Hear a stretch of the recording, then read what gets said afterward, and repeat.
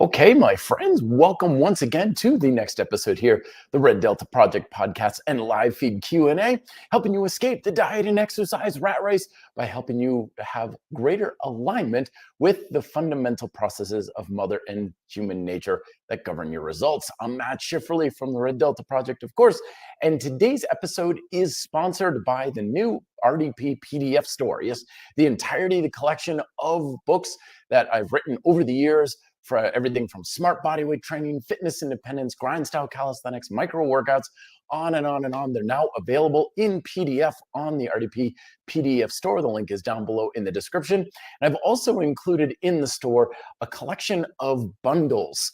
These are a collection of books that all kind of hover around a single topic, kind of like my grind style calisthenics bundle, which includes grind style calisthenics, the book on progressive and weighted calisthenics, suspension calisthenics, and the new 12-month RDP program, which is basically a full year of programming for use in grind style calisthenics. And of course, you can just cycle through that. So it is inevitably perpetual workout that you just keep going on and on and on, but all about helping you build muscle and strength with calisthenics.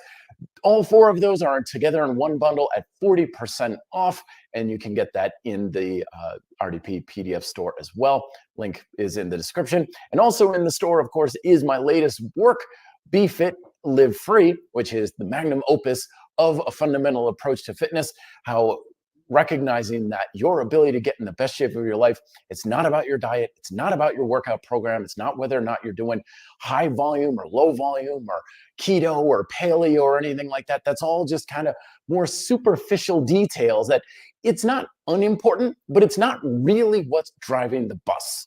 You're not going to build muscle and strength because you do a certain number of sets and reps. Instead, it's recognizing what are the fundamental processes of mother and human nature that are actually in control of your results. And then how do you utilize those to the greatest impact for you, utilizing the strategies that work best for you, your circumstances, your preferences and your resources, giving you the freedom to do things your way and getting much better. And that is down below in the description as well. So let's jump into some of the questions. They're coming in fast and furious here. I'll try to get to everybody, but apologies if I skip anyone. Salah is saying, hello, Matt. What do you think about Mike Metzer's training method? So lots of folks ask me this a lot. And to be perfectly honest with you, I'm not really all that well versed on Mike's methodology, largely because to a degree, programming to build muscle and strength, it all basically kind of comes out in the wash, whether you're doing low volume, high volume, whether you're doing high intensity, low intensity. Basically, as long as your workout is getting your muscles to work both in intensity, so you're creating a lot of tension in the muscle, and a great degree of the work capacity, so you're bringing the muscle to a high state of fatigue, it's all basically all does the same thing. It's all creating the same stimulus, but there's a lot of variety in how you do it. Mike's programs, as far as I understand, are largely about really, really, really high intensity kind of stuff where you're doing relatively low amount of volume and just pushing yourself to or close to failure right off the bat. Now, the thing is, everybody's going to be different for what works best for them. Some people are going to do great on high volume and low intensity stuff, and other people are going to be the opposite. Some people are going to use Mike Metzer's program and get awesome results. Some people are going to use Mike's program and get terrible results. And it's not because of the program, it's because of the person implementing it. It's because some people, for whatever reason, are just going to be able to work their muscles better with some programming versus others. And a lot of this has to do with preference. A lot of it has to do with conditioning. A lot of it has to do with training history. If I start working with a new client and asking them, what did you do for like sports and activity? And they're like, yeah, I ran cross country and I did track and field and I was running the mile and I played soccer and stuff. I'm like, okay, you're probably going to be more of a volume guy because you're not used to doing things with high levels of intensity. You're not conditioned to push yourself to a high level of fatigue very quickly. It's just not going to be in the cards for you. But if you were like, yeah, I ran the 200 meters and I wrestled and I was all about playing football and stuff, like, okay, you're probably going to do worse on high volume stuff because you've conditioned your body to do the opposite. At the end of the day, whenever I get these questions on what do I think of this program or that program and stuff, to be perfectly honest with you, it doesn't matter worth beans what I think about it, because my opinion on it has nothing to do with your results. Instead, it's what do you think about it? Do you give it a shot and after a few weeks you're like, I don't know, this just I'm not really feeling all that great doing this, and I feel like I'm doing 2 sets and then I got plenty more in the tank, and go with that. Go with that feedback. That's telling you what's really good. Or you could do it and be like, dude, this is the greatest thing ever. Oh my gosh, I'm pushing my muscles to a whole nother level. Go with that. At the end of the day, your experience is going to tell you what's going to work best for you, not what some jack-off's internet YouTube opinion is of it. Because there's all this debate out there. This guy says this about Mike Mentzer's program. This guy says that about Mike Mentzer's program. Almost all of it's completely worthless, because ultimately it boils down to what do you think about it and what is your experience with it. And that's really what's most important. But the bottom line is, when it comes to building muscle and strength, you can do it 100 different ways. You can do it with completely opposite ends of the spectrum as far as training goes: high intensity, low intensity, high volume, low volume, and stuff, because you're going to find science and anecdotal evidence to support it all.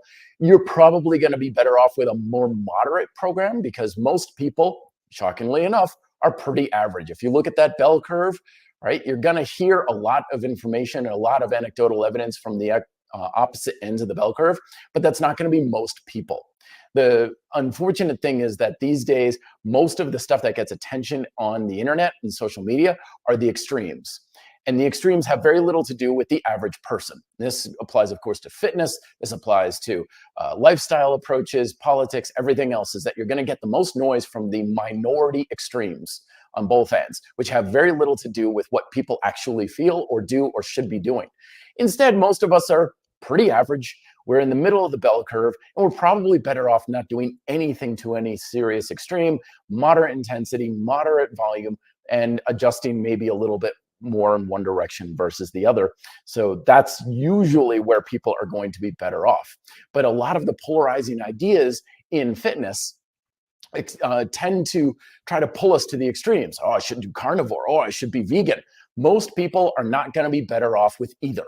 Most people are going to be better off with an average diet that you can't put a label on, where you're eating a whole bunch of different foods and you don't have any sort of extreme approaches to your habits and diet, and just normal, average, everyday diet. That's what most people are going to be best on. And that's probably the way it is for. So in conclusion, Mike Mentzer's program is probably going to be best for a minority few, and you're probably not that, just due to averages. Frank is saying, do you ever train with resistance bands? What do you think of these bands, bar systems like the X3? So I have addressed this a lot in the past and stuff. I'm not a band fan. I don't like them. For the simple reason that that strength curve, or excuse me, the resistance curve of bands, it's just too great. It's just too big, because you have a band that's slack, there's no resistance. And of course, you start pulling the band and you get more resistance, more resistance, more resistance, more resistance, more resistance, and the resistance increases as you stretch out the band. Now, I know a lot of band fans out there will say, yeah, this is good. This is, because you have a strength curve, of course, where you have less strength at a certain point in your range of motion, like in a squat, and then you have more at the top and stuff. So this is good. That's why powerlifters use bands and stuff. And that is true. You do have a strength curve, but the resistance curve of a band is extremely sharp. And the strength curve of your muscles is much more shallow than that. And it's for that reason that I just don't like using bands, because I want something that's going to supply a lot more resistance on a more even keel. So this is much more along the lines of cable machines, lifting of weight, calisthenics, isometrics, that sort of thing.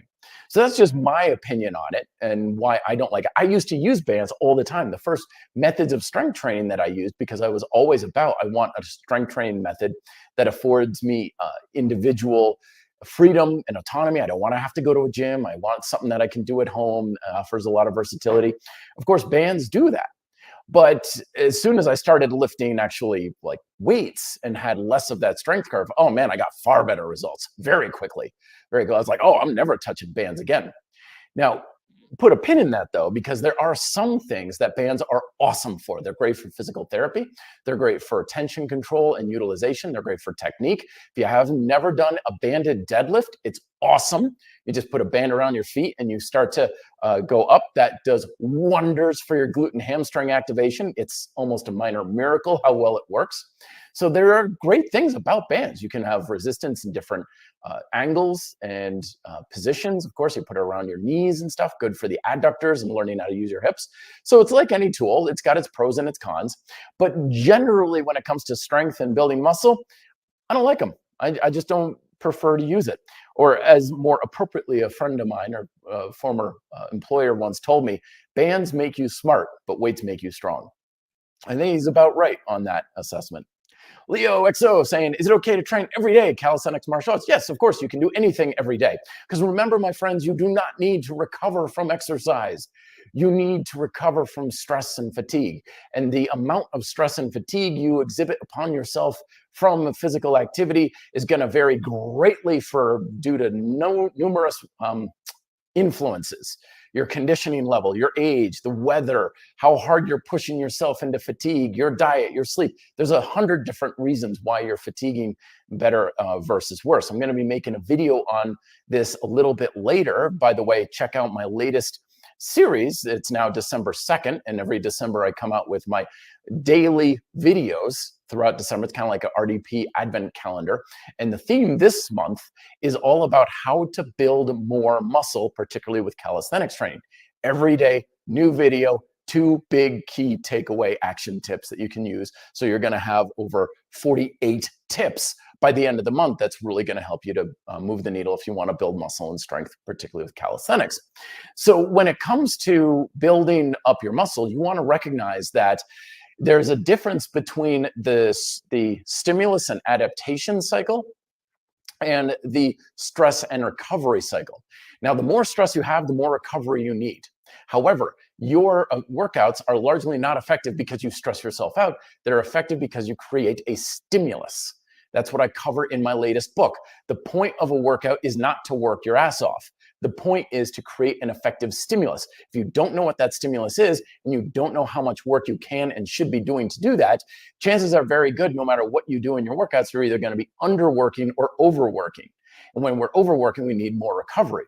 So if your goal is to train every day, you want to create an effective stimulus, which you certainly can do every single day.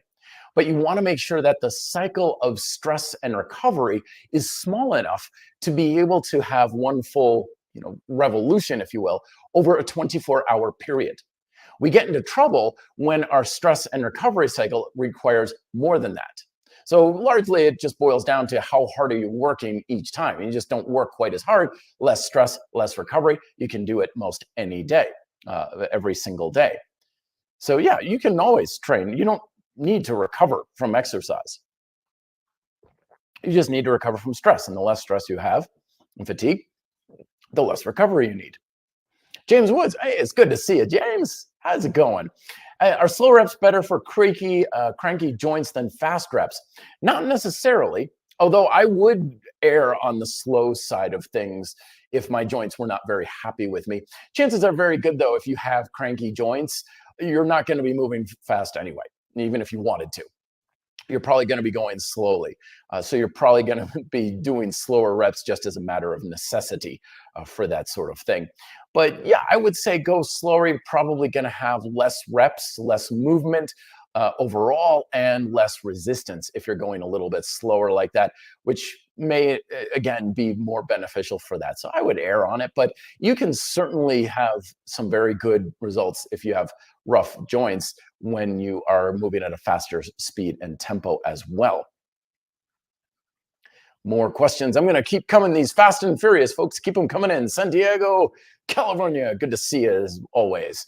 Saying, hey, Matt, I'm having trouble with both one-arm push-ups and rows. Do I have to rotate my torso when doing both movements? Should I keep it straight? You're probably going to get some rotation, particularly with those rows, than otherwise, because I mean the arm is attached to the side of your body.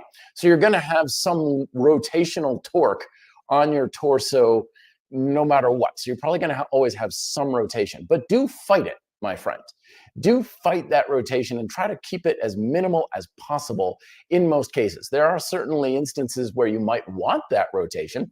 There are some single arm rows on rings and stuff where you may have a lot of rotation up and around for some exercises, but try to fight it as best you can. A lot of it has to do with being able to just squeeze your back tight, and especially keeping a lot of tension through your core and your hips. Excessive rotation is usually a sign of weaker hips for both of those exercises. So practice some of the hip exercises that I outline in the grind style calisthenics program, where you're just kind of standing, pulling your feet towards each other, apart, forward and back from one another. If you're standing with one foot in front of the other, just engaging the hips to a higher degree, that can go a long way in creating more of that stability. Mark Mao saying, what do you think about mobility programs? In quotes, do we need more mobility, or does the exercises better make one more mobile? You're right in both cases. So a lot of times, remember though, when you're creating a stimulus for some sort of adaptation, it does pay to have exercises or programming and stuff that is focusing on creating that stimulus. So for example, if you're doing lunges up and down the floor, of course you're building mobility with that. Lunges are a great mobility exercise. They're fantastic for the front of the hip and the back of the hip, and maybe to the side of the hip, depending on what lunge variations you're using. But if we're focusing on building muscle and strength, the mobility is going to be secondary, and whatever type of stimulus or functional abilities are secondary in your consideration, you're just not going to develop as much or as quickly. But if you have a mobility approach, and you're like, I'm doing this lunge right now, primarily focusing on developing my mobility. So it's like, forget the weights, forget trying to get a lot of reps and stuff. I'm going to get down. I'm going to really stretch and drive my hips downwards towards my heel, trying to get as much mobility as I can, focusing on the tension control. So I'm getting that stability that improves mobility as well. So if you're doing that, you're going to improve your mobility a lot faster. And that's why we have a mobility component in grind style calisthenics, or grind style training in general, because that allows us to build our stability and the mobility at the same time. And it's separate from the strength and the hypertrophy phase and everything. So that way you can have some focus on it and create a stronger stimulus. But yeah, you're going to get mobility no matter what you're doing. But the question is, are you concentrating on that mobility and improving it with a progressive stimulus? Master Dave, how's it going? Hey, Matt, what are your best exercises to improve mobility, speaking of which, and reduce tightness and stiffness? Okay, so first and foremost, really deep squats and lunges. That right there is a game changer. Really, really, really, really deep. I mean, I'm talking put your butt on the floor. I was doing this today with a client of mine. We're going with a relatively wide squat. And I was like, when you squat down, I want you to really actually literally reach for the floor with your tailbone. Like you're trying to get your hips as low and open as possible. So that's number one. Number two is hanging exercises. Okay, up from an overhead bar. Doesn't need to necessarily be a dead hang, folks. Remember, mobility does not necessarily mean lack of tension in the muscles. You can certainly have a lot of engagement in the muscles and still move through a very big range of motion. Hanging is one. Bridging of any variation. So we've got hip bridges, we got back bridges, any type of things where we're fully extending back, again, reaching up overhead. That's probably good. In fact, if I really had to simplify it and really narrow it down, I would say deep squatting style movements and bridging style movements. That right there will go a long, long way into your total body mobility. And of course, you have your trifecta from convict conditioning 2, which is kind of more or less the same. So you've got something that is flexion, something like a null sit. You've got bridging, of course. Bridges are like the king of mobility that we all need these days because we're all getting tighter sitting in a chair. And then, of course, a lateral twist. And I think the lateral twist is probably the other one that I would add on, where you're just twisting out your lateral chain, because that's really good for your hips and your shoulders as well. And that's what I would use for mobility style stuff. I'm not a big fan of these programs and stuff out there. It's like 15, 17 different mobility exercises. You see some people, it used to be the same thing with foam rolling, where they'd come into the gym and like, okay, got to work out, but first I got to do like 40 minutes of mobility and stuff. It's like, dude, you're working out before you're working out is what that is. That's not a warm up. That's just another separate workout, which is fine, but you shouldn't need to be able to go through all that just to be able to get in a good leg workout and a set of pull-ups. Joe Vendetti, welcome, Joe, is saying, Matt, been following you for years. Thank you very much. Hands down, my favorite fitness person on YouTube. Thank you again. The new book is great. Yes or no question. Have you ever had to use your martial arts skills? Every single day, my friend. I use them all the time. When I'm climbing stairs, I'm balancing on one leg. You know, when I'm using my arms when hanging and stuff, I'm using my, I know what you mean, though, of course. Have I ever been in a fight? Have I ever had to defend myself? No, I never have. Funny enough, because I got into martial arts because I was kind of getting picked on as a kid. Although looking back now, I wasn't really getting that picked on. Like now I hear, you know, about what is going on with bullying and cyberbullying, and I'm like, oh gosh, wow, that stuff is brutal. It wasn't anything like that. It's just basically guys razzing me, which of course is what guys do. You know, I was just too thin-skinned at the time. But you know, I figured, oh, I'm gonna probably have to defend myself someday. I better get into martial arts. 35 years later, haven't been in an altercation in the slightest. If anything, I've gotten more hurt training in the martial arts than anything resembling a physical altercation. So no, never been in a fight, never want to be. Because two is I don't want to get hurt, but also I don't want to hurt anybody else. That would be something that I don't want to do. So Tarina is saying, my body is in pain from sitting many hours a day for many years. I'm sorry to hear that. If only you can show us an exercise or activity relaxing the right parts so that the body will slowly adjust. Please. Oh, yes. What would you do? So here's the thing, though. Tightness, in many regards, is coincided with weakness, my friends. Tight muscles are usually weak muscles. And it's not necessarily those muscles are weak, it's supporting muscles are often also weak. And they're tight because the supporting muscles that should be carrying the heavy loads and handling the heavy resistances of the body experiences through life are so out to lunch, they're not even engaged very much, that it's the smaller muscles that are really engaged. For example, case in point, a lot of times people have tight shoulders, right? The rear deltoids, the teres minor and major and stuff. When they're hanging, they're all like, oh, I can't get my arms to go overhead and stuff. Why? Because the lats are just totally not engaged. So as a result, they're weak, they're tight, and we've got these small little muscles in the back of our shoulders, or our shoulders are trying to overcome and handle the workload that those big, thick, meaty lats are supposed to be doing. So this tightness, this pain, this type of stress that you are exhibiting on your body, it's not going to improve because you tell muscles to relax. We need to find out why those muscles are super tight to begin with. And I know it seems a little counterproductive, but one of the best ways to do that is to engage in regular full body strength training. So when you're like, oh, my lower back is so tight, like it's so engaged, what do? Bridges. Well, isn't that going to strengthen that?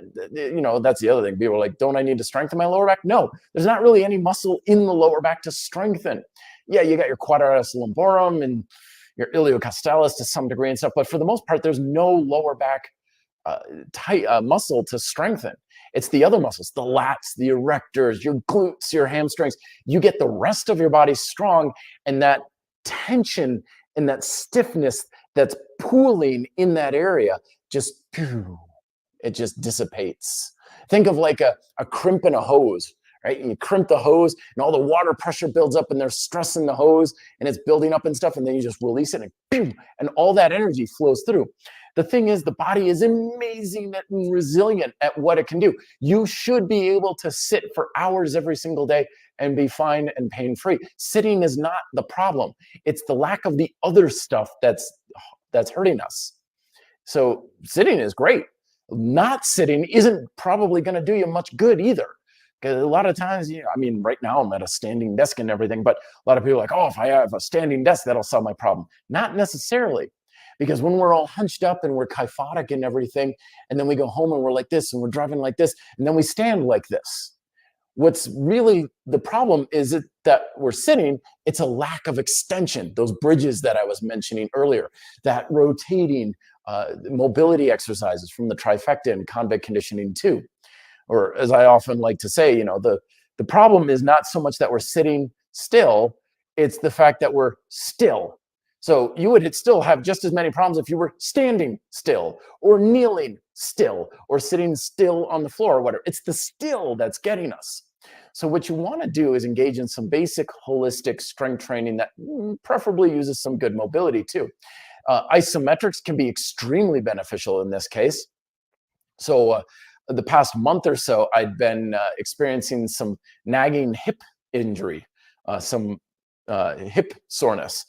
And I'm just like, I don't know what this is. There's something in there that's just not turning on quite right. There's something that's not engaging. I don't know what it is. So I just started doing my usual hip isometrics on the floor. Takes no time at all, and the problem just completely went away. Why? Because something wasn't getting addressed. Something wasn't engaging. Something wasn't strong enough. I don't know what it is. I don't need to know what it is because those isometrics cover everything. So it's like, whatever this is going to need to hit, it's going to hit. So play with maybe some isometrics, some very basic, doesn't need to be super heavy strength training. A couple of the basic things, particularly from my Ultimate Minimalist Fitness program, might be very helpful as well. Doesn't require any special skill, doesn't require any exercise equipment or anything like that, but that may go a long way as well. That PDF is also in the PDF store down below. I think the program is like $5 or something. It's really cheap. It's a quick read. Takes you 15, 20, maybe 30 minutes to go through it, and you're off to the races.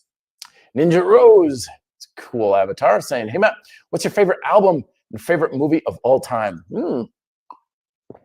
Kind of depends on when you ask me, but for a favorite overall album itself, gosh, who listens to albums anymore, right?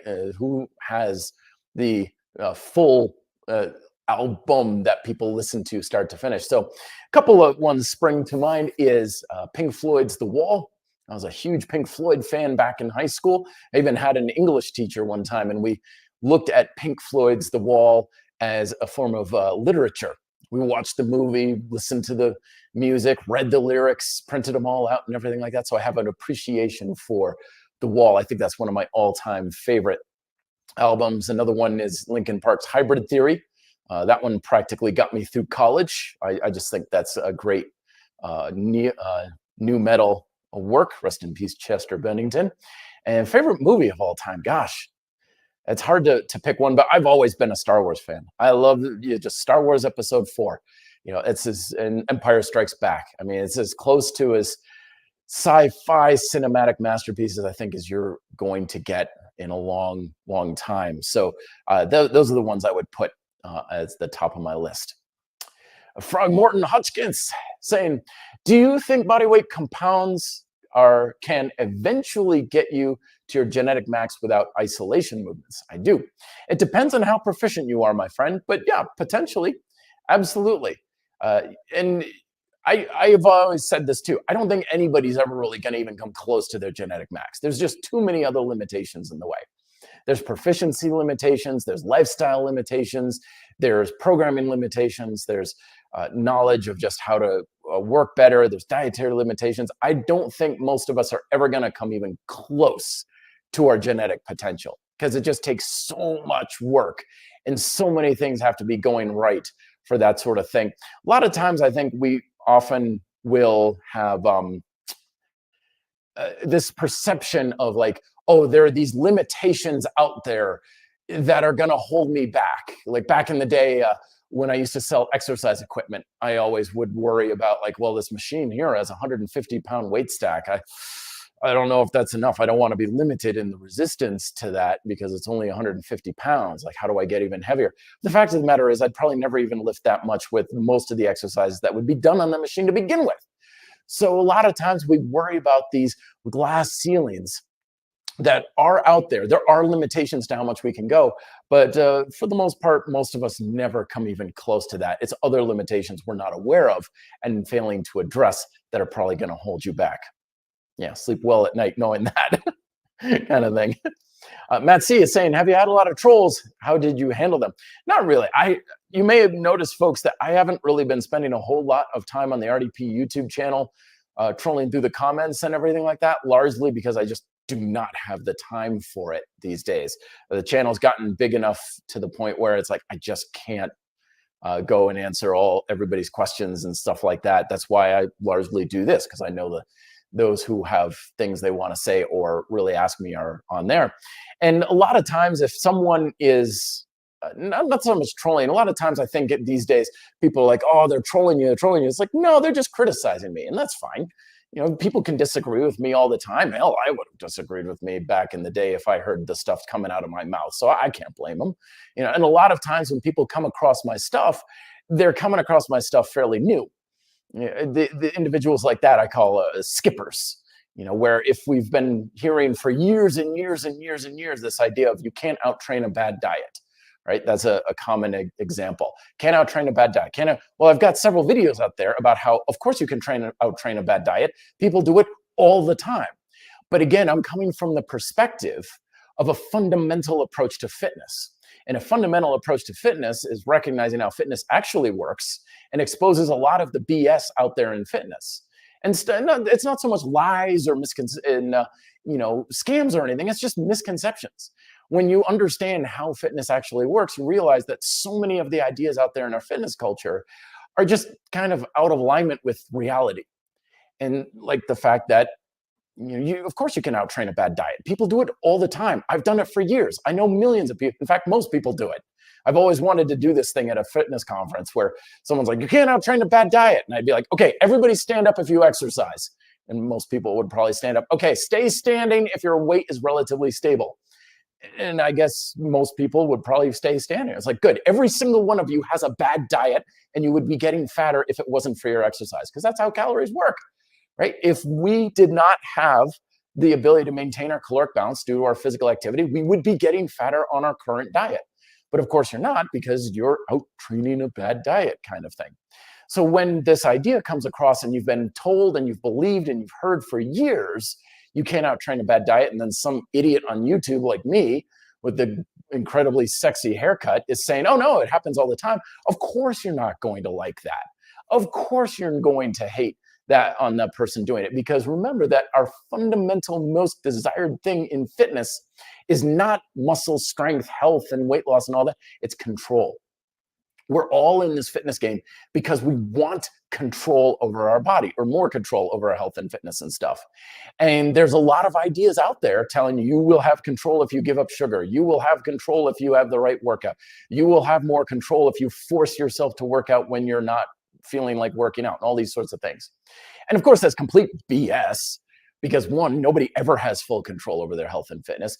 But the fact of the matter is, in order for us to really become dependent and addicted towards a dogmatic perspective, we don't need to have control. We only need to feel like we're in control. A human being will become emotionally dependent upon anything that gives them a feeling of control, even if it does absolutely nothing for them whatsoever. And so when some idiot like me comes across and they're like, no, it's not doing anything for you, you're wasting your time, of course you're going to want to lob Molotov cocktails through their open window, because I'm threatening the very thing that is giving you a sense of protection and security in life. And I don't blame you. I would do exactly the same thing. But if you have the guts and the courage to question those beliefs and ideas, and on the other side of it, you recognize how things are actually working on a fundamental level, you have far more freedom, and you'd be glad you did it. It's just, it hurts like hell in the short term. Abdullah 01 saying, is 0.5 centimeter muscle growth in 1 month with just body weight exercise as a natural, quote, feasible? Is this in the low end or high end muscle growth potential as body weight as a natural? Who knows? There's no standard, my friend.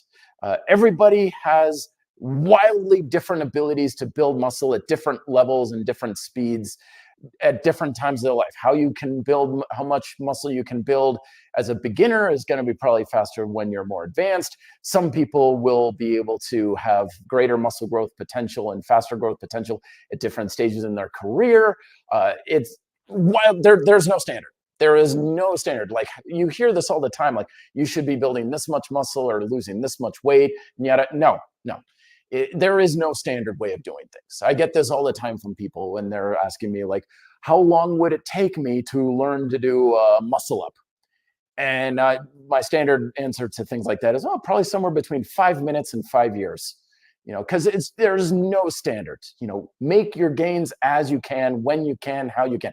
There's so many variables, and they're always in flux to your ability to build muscle. So if you're building, great, good, keep going, get what you can, get as much as you can, try to remove limitations as much as you can, and recognize too that you're going to spend a good portion of your career not building muscle at a fast rate anyway. So if you're building, 0.5, great, awesome, good, go for it. If you can do more, do more. If you're not doing as much, don't worry about it. Just get whatever you can. Don't feel like you should be building at a certain speed or whatever. That's not the way it works. Everybody's going to be different for that. Alex Jeffrey is saying, like advice on how to use calisthenics, targeting the upper chest and filling the middle of the chest. Yeah, called push-ups and dips, my friend, and chest flies. I love chest flies. This is something that I'm addressing in one of my new mini ebooks that I'm coming out with, is don't worry about how do I work these little areas of the body. This is a holdover from bodybuilding, specifically the sport of bodybuilding. And I would even argue that most people are wasting their time largely with that as well, because the best way to build up the upper chest, build your chest. The best way to fill out the middle of your chest, build your chest. When we're often talking about like, I don't have enough development in this one area or this one area, it's because the whole area is still lacking in general. So blast the hell out of your entire chest with everything that you've got pushing.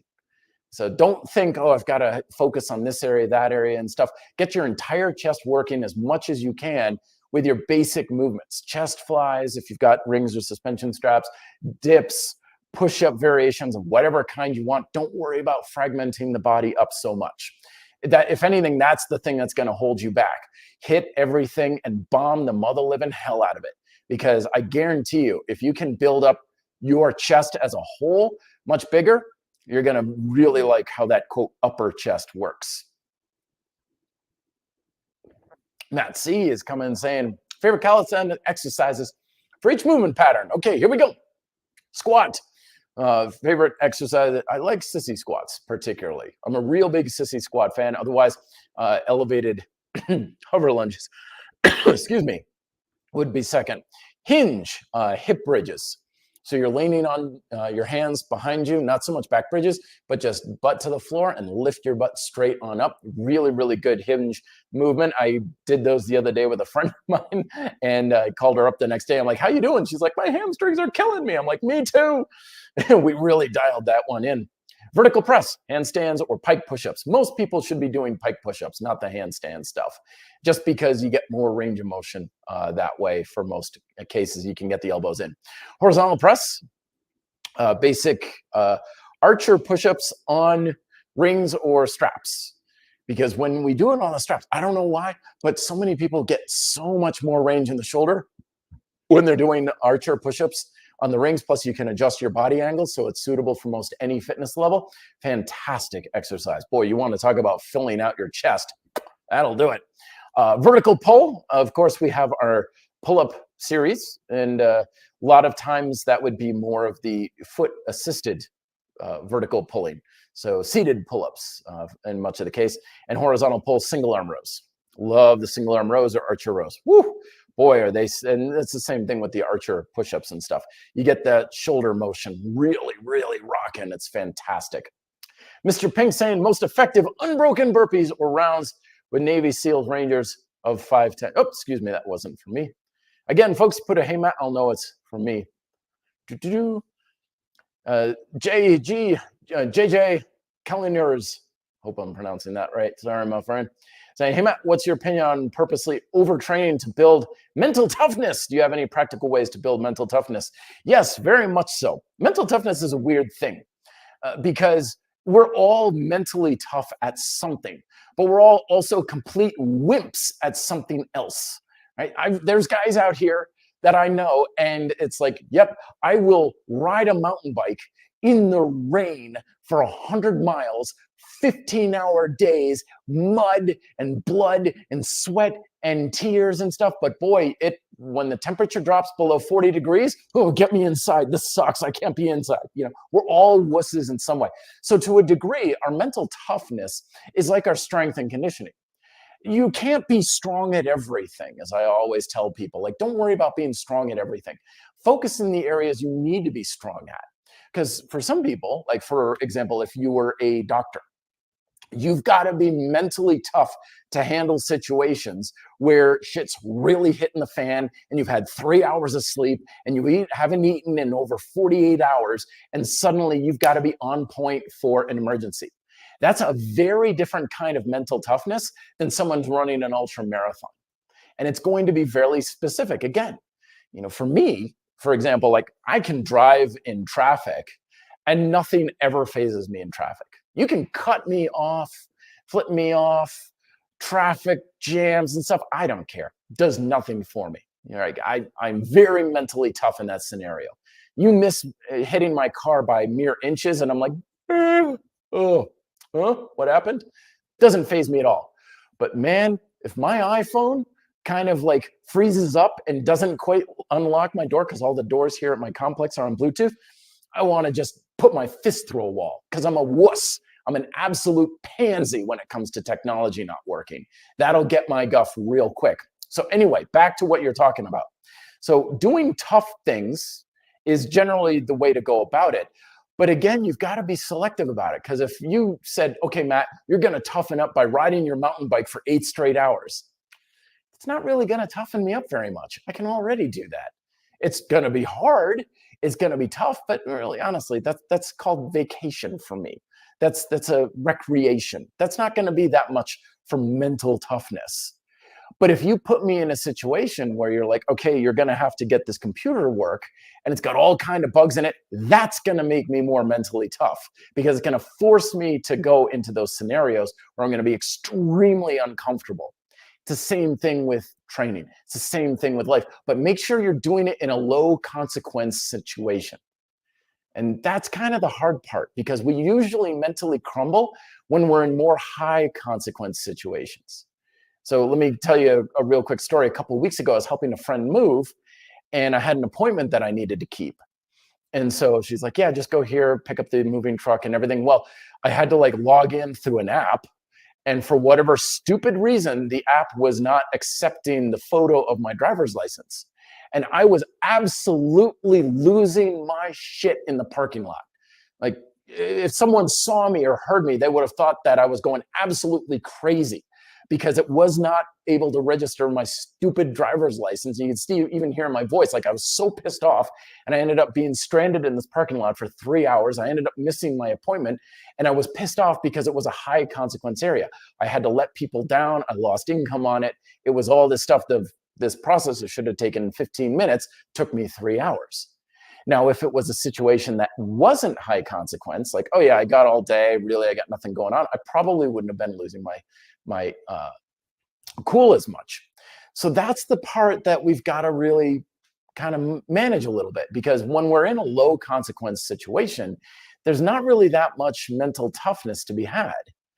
And it's really hard. But when things really need to be done, that's when we start to really come across our ability to show our real character, so to speak.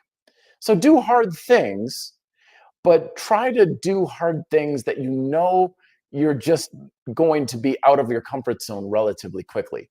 Don't do hard things of things you're already good at, is basically what I'm saying. Tyler Legg saying, how do you feel about the bronze era of bodybuilding? Very good, fine. Hopefully, that was a little bit more of the era before steroids, allegedly, so to speak. And I think the physiques are very impressive. I think it's more of indicative of what most people can expect to achieve as far as their physique and their development goes. But I think a lot of times from that era, we're also getting a lot of stories and hyped up anecdotes about what people were capable of. It's like, this guy, tore an elephant in half kind of with his teeth sort of thing. And I think sometimes we run into sensationalized stories about what people were able to do more as a marketing gimmick. But I think the physiques are a little bit more of, like I said, indicative of what people can actually expect to get while natural. Cristobal saying, hey, Matt, glad to see you again, as well yourself, my friend. What is your opinion on hold yourself back in training? Saving reps in the tank, make small increments on loads so you don't burn out so fast. Absolutely, yes. So as I was saying earlier, when we are training, if we need to recover faster, hold yourself back a little bit. Don't go quite all out. However, I'm hesitant to make this recommendation for people because I think when people are like, oh yeah, I saved 1, maybe 2 reps in the tank, a lot of us are really poor judges of how much we can actually push ourselves. So when we think we're holding back a little, we're actually holding back a lot. I've had this happen many times where people are like, oh, I do 10 pull-ups and I save a rep or 2. So I'm only doing 10. But then they'll get in a situation where they're in like a pull-up contest and they'll get 18 reps. It's like, dude, you've been holding 8 reps back, not 1 or 2 kind of thing. So in general, that's why with a fundamental approach that I cover in my book, I always talk about have an objective you're trying to accomplish in your workouts. Because again, a lot of the advice in our fitness culture about, the right way to work out or whatever has nothing to do with what you're actually trying to accomplish in the workout. They're just kind of guessing about how much work you should do. How many sets, how many reps, how much effort should you put in, all these sorts of things. And no matter what numbers you're getting at, no matter what approach you're using, it's an estimated guess at best because you don't know what target you're trying for. You don't know what your objective is. But with a fundamental approach to fitness, you know what type of objective you're trying to accomplish in your workouts. And in that case, you do whatever amount of work and however much work you can do or should do to accomplish that objective. So that way you're always doing enough, but you're never doing too much. And a lot of the recommendations out there regarding holding yourself back or push yourself, to your limit and stuff are kind of just generalizations of what people have thought over the years of like, if you're not training hard enough, do it this way. And now you're going to train harder. But now you're at the risk of doing too much.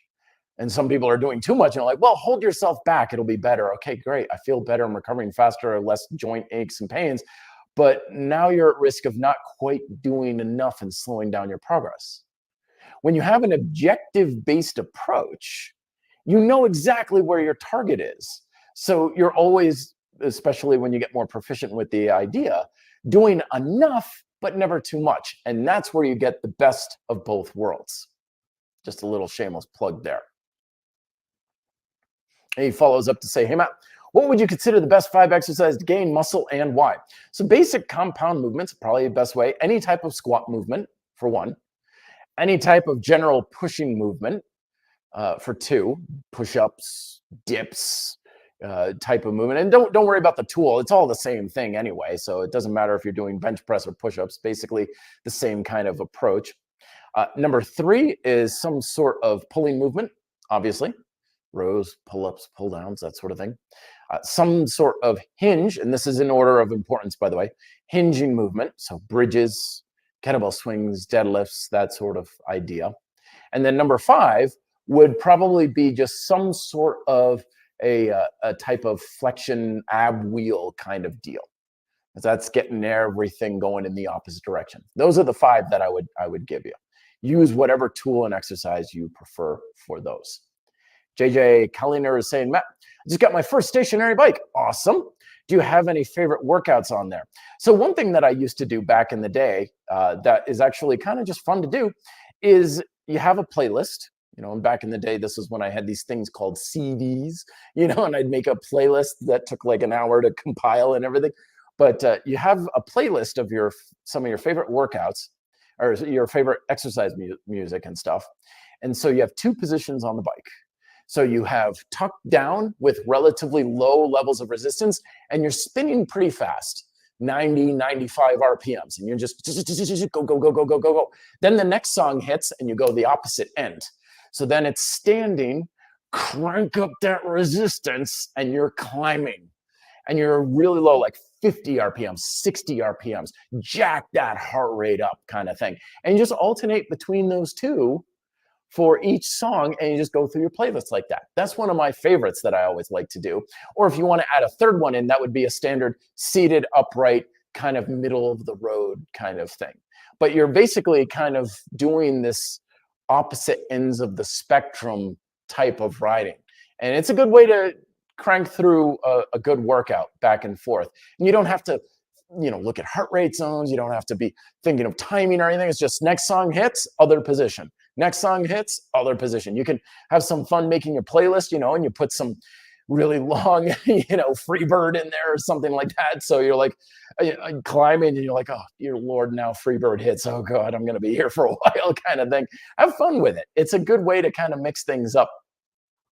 Congrats on your bike. Those things are awesome. Ashmore is saying, hey, Matt, a question regarding overextending.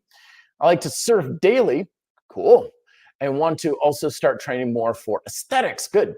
I know this is a general question, but how do I know if I'm pushing my body too hard? Yeah, you're tired.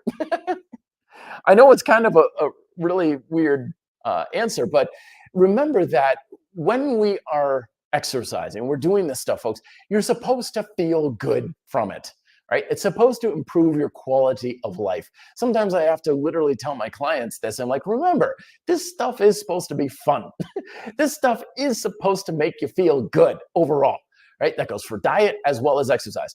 If your diet and exercise habits are not making you feel good and even better in general over time, something's got to change. So I would say just do whatever you want, go surfing, blast out some pull-ups afterwards, get some push-ups when you get home, whatever you like kind of thing. Do whatever you want. And you're going to find the amount of work that you can hit.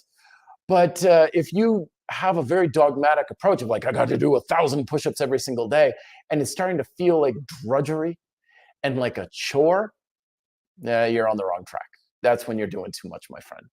It's supposed to be fun. It's supposed to make you feel good. And if that's not the case, scale back.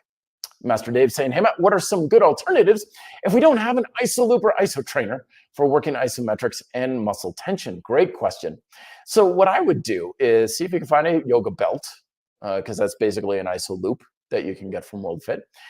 Martial arts belts work particularly well for this. Towels are usually a good way to go about it. Bed sheets. My first isometric device ever was just a bed sheet. I put a couple handles on it. It got pretty ratty really quick. I mean, it doesn't hold up very well. It's just not durable. World Fits, IsoTrainers, this nylon and stuff is rated for like 3,000 pounds. That'll probably outlive me. It's very, very durable. So that's the thing to be mindful of. And keep in mind that there's a lot of isometric exercises that require no equipment whatsoever. Just taking your hands, putting them together, pressing your chest together, hands out on a doorway, having the ability to brace, if there's a doorway here, put a hand here, a hand around the doorway, and you're pulling like that. So you can do a lot of isometric exercises without any equipment hardly at all. And I should make a video on that, actually. Thanks for the inspiration. But the Dragon Door Ultimate Isometrics Manual has a bunch of those exercises as well. Calisthenics Chris, the bodyweight bodybuilder. Man, that is a hell of a name. I wish I had that. That's awesome. Saying, hey, Matt, what's the best and worst piece of advice you received in life? Okay, best, I don't know about best, but worst piece of advice was hard work makes you happy. That success comes from hard work. Probably worst piece of advice would be that, because you can certainly work your ass off and go nowhere. You can certainly bust your tail endlessly and say, okay, life or boss or school or job or whatever, I've been busting my ass.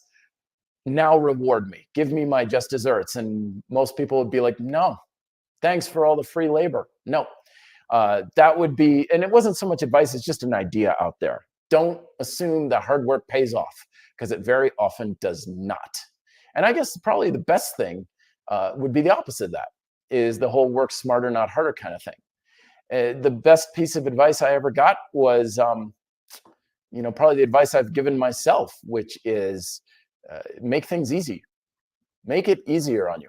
Anything that makes it easier to be productive is better. Full stop. If you can find a way to make building muscle easier, it's better. If you can find a way to be productive easier, it's better. If you can do anything productive with less work, it's better. Bottom line.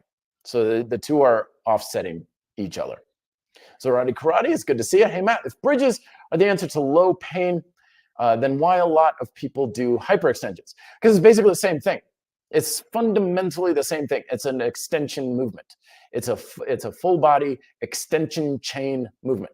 Fundamentally, it's the same idea. It's just a different flavor on that sort of thing. Hyperextensions are typically more accessible on a technical level. Bridges are not something a lot of people are comfortable with doing because a lot of us have very poor engagement along our extension chain. Hyperextensions are usually a bit more accessible, but it's basically the same idea. Frog Martin is back again saying, excuse me, not for me. Ba, ba, ba. Christopher saying, hey, Matt, what is your opinion on multi-rest rep pause, going to failure each set and rest 15, 20 seconds between sets? Good strategy for hypertrophy is too much risk to burn out quickly. Well, you're supposed to burn out. That's for hypertrophy. It's the same thing with drop sets. It's the same thing with any type of thing that allows you to just push the muscles a little bit beyond that point. Because a lot of us, when we feel like we're reaching the limits of how much capacity we can work our muscle to, we can usually squeeze a few more drops out of it. And there's lots of different strategies. That is just another example of them. That is one right there. And it's a good way to ensure that you're really pushing the muscle, but be prudent with it. Because you can always do more work, but you may not be getting much more stimulus. It's kind of like pulling the trigger on a gun. You need a certain amount of pressure in order to fire the gun, but once you've shot the bullet, squeezing even harder doesn't do you any good. And it does definitely seem like that's the case with fatigue in the muscle and hypertrophy. You need a certain amount of fatigue, a decent amount to make it happen, but further driving the muscles into the ground probably doesn't do you a whole lot more benefit from it. So definitely use a strategy like that, but only do it, I would say, a couple of times and just be like, okay, yeah, the muscle's pretty worked right now. Don't just keep going and going and going and going, assuming that more fatigue and more work creates a stronger stimulus to hypertrophy, because it very likely does not. And a lot of the research bears that out. Cristobal saying, do you think genetics are important? Just BS and doesn't really matter that much. It is extremely important, but not in the way we often think. You know, genetics are extremely important, but it's usually credited or blamed for things that have little to do with genetics. Like, for example, can I build a big chest? It's like, that probably has much more to do with your technique and programming than anything else. You know, a lot of times people will look at my calves and they're like, that's genetics. And I'm like, well, can you tell my calf genetics to get with my shoulder genetics, please? Because apparently I've got, you know, the genetics of a psycho killer in my legs and the genetics of a pencil pusher in my arms. I've got two different genetics going on here. How do I do that? But it's to illustrate the absurdity of the whole thing. Usually what we blame on genetics is usually other factors. But genetics are important, and it's usually more so in the case of things like resiliency, for example. How resilient your body is to the training. Some people, they're just built like tanks. They can take abuse all day long and come back smiling. And other people, they're like, oh my gosh, I've got like 15 problems and I can barely hang from a bar without injuring something. So there's that.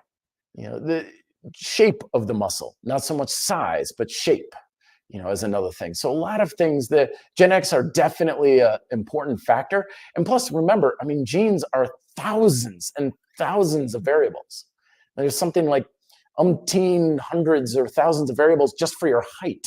So when it comes to genetics, we're not talking about one or two things here. It's not like you have a calf gene or a muscle building gene or anything out there. You're talking thousands and thousands of influential variables.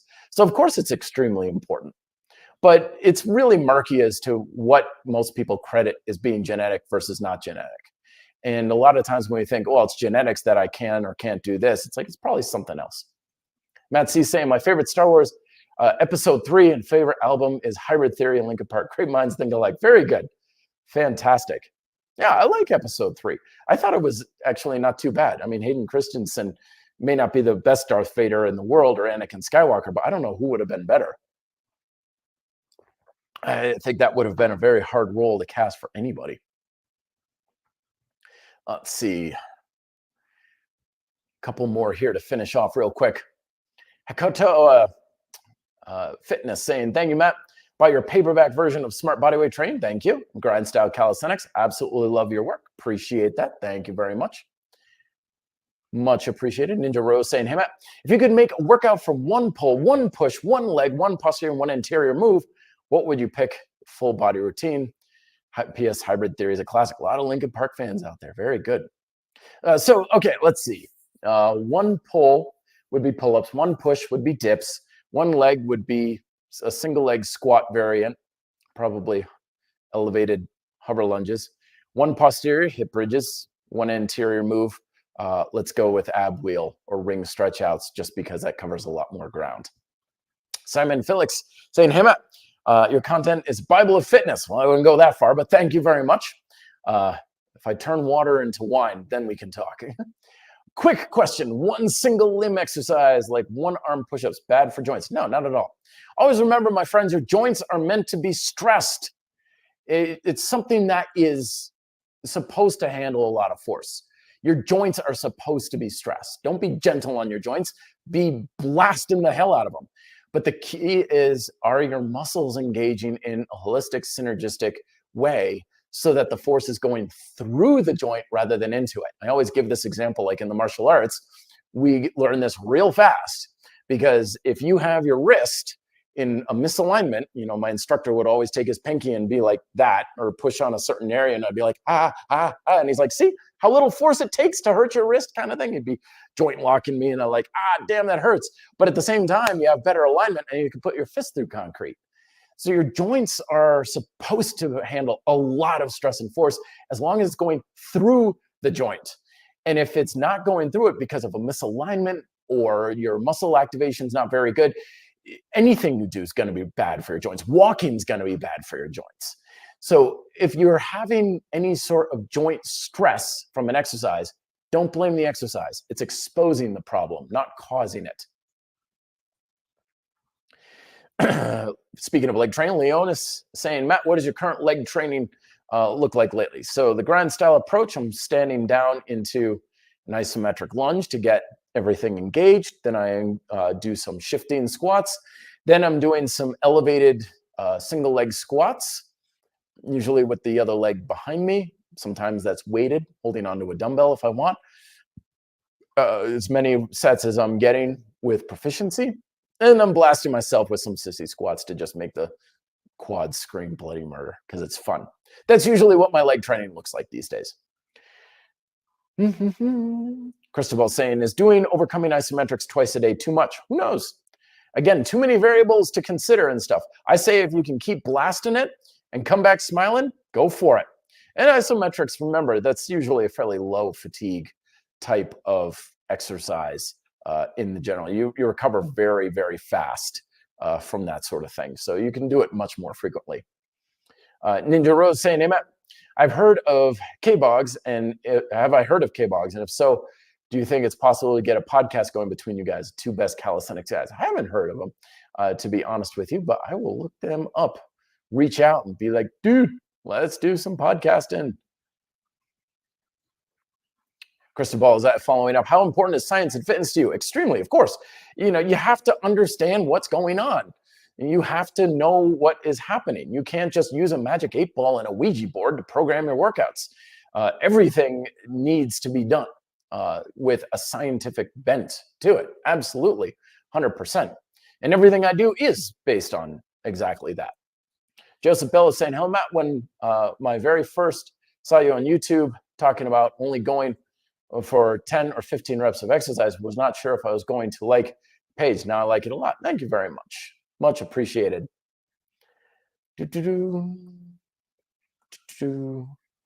Joseph Bello saying, hell, Matt, you really know what you're talking about. I know what you mean about doing low reps. Yes, thank you very much. Yeah, keep the intensity high. Let's see. Formless saying, can I get a free book? All my books are free. They're just on all my YouTube channels in a discombobulated form.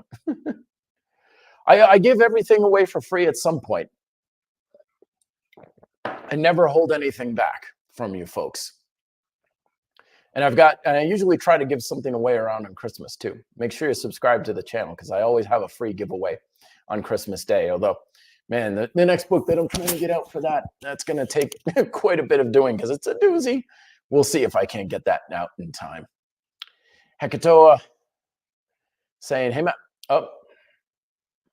repeating myself anymore here. Last couple here. Zen 1985. Can I develop strength squat when I'm doing overcoming isometrics only in the bottom position? It's usually the way I do it, actually. Why? Because it's really freaking hard. Absolutely, is the bottom line. Yes, you certainly can. Ray Ellinger saying, hey, Matt, love your new book. Thank you. Great to see the ideas you've shared in print. Thank you. All right. A lot of good conversations going back and forth, you folks. I love how you're all supportive, helping each other out. Dress Me Up 123 saying, Matt, I'm recovering from a wrist injury. Sorry to hear about that, but good you're on the mend. Been using a weighted vest for lower body, missing the upper body work. I can imagine.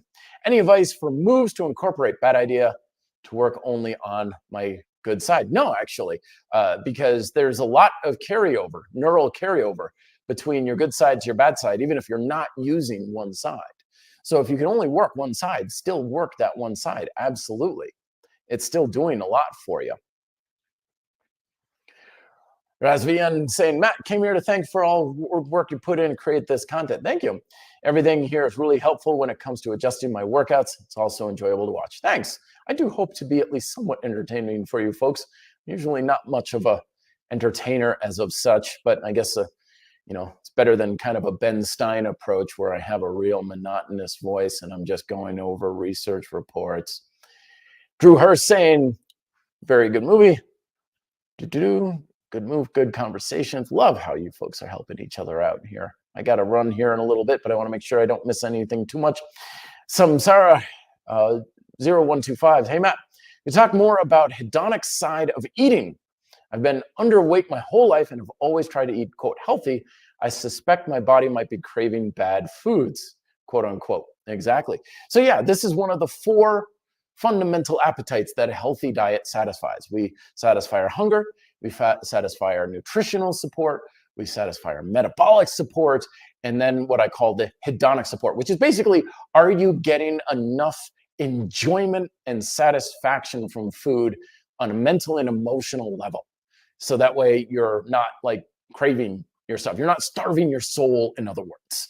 It's like the scene from The Matrix where they're all eating the gloppy goop and everything like that. And they're like, yeah, it gives your body everything it needs. And I'm like, yeah, sure. And the guy, meanwhile, Cypher's like, man, I would kill for a steak. That's the hedonic side of food. Is, are you starving the spirit within from not giving you what you want for none other reason than you just enjoy it? And it's not even just the food itself. We're coming up on the holidays here. I love Christmas cookies. I love gingerbread cookies. It's not the holidays without it. So you better believe I'm going to be eating Christmas cookies because that's going to satisfy that desire for it. And the hedonic side of a diet is extremely important. It's recognizing what you want, what you have a craving for, what you need to satisfy more than just nutritional support. Because if you're not getting that taken care of, you can have the best, nutritionally sound diet in the world, and you're still going to go out and eat an entire bread basket at the Olive Garden some night. It's because you're not satisfying those appetites. When you are adequately satisfying the hedonic appetites of the body, you don't have these chronic cravings for things. Like if a genie popped up and said, I will grant you the wish to be able to eat whatever you want or $1 million, which would you want? I would be like, yeah, give me the $1 million. I already eat whatever the hell I want. I have no desire or chronic desires for food. If I want chocolate, I eat chocolate. If I want pizza, I eat pizza. And when you give yourself that ability, not only does that remove the, quote, forbidden fruit kind of aspect to it, but I just never have any of these chronic cravings for these things. Because it's like, oh, I have a little craving for chocolate. Okay, I ate a little chocolate. Good, the craving's gone. I won't have it again for another 6 months or whatever. Great. We have these big, deep, chronic longings for food when those appetites are no longer met. That's why they're there. It's not because they're addictive or bad foods or anything. Vincent saying, Matt, what's the best calisthenic and isometric exercise to hit your lower chest? Same thing that hits the entire chest, as I was discussing earlier. Blast the whole thing. Don't worry about breaking it up. Last couple ones, Grand Rapids. Good to see you again. Your current opinion on resistance for muscle gains. I talked about this at the very beginning. Sorry you missed it. But yeah, I'm not a huge bands fan. As my boss always said, bands make you smart, weights make you strong. Generally, I mean, you certainly can do it. You build muscle with anything that provides resistance. But the experience I have with bands is that people are underloading themselves chronically. You want big, heavy, the kind of bands that look like they belong in industrial machinery kind of thing. Got to go really heavy with that sort of thing if you want to build adequate amounts. Henry Reed, good to see you again. We talked earlier. Hey, Matt, how do I improve my motivation to train consistently? Basically, adjust your training to fit your circumstances, like I've been saying, because motivation is always about that cost to benefit ratio. So if we're losing motivation, it's because the training is too costly or it's not beneficial enough. So generally, my approach has always been drop down the cost, spend less time doing it, find more efficient training methods like my micro workouts approaches and stuff like that. If all you get is a single set of push-ups, great. How much can you get from as little as possible? The less work you need to do, the better. Because when your costs are low and the rewards are high, motivation will increase. Eric Sarmiento saying, do you use cold plunge for recovery? Nope. Dude, I'm in Colorado. I grew up in Vermont. The whole state's a cold plunge.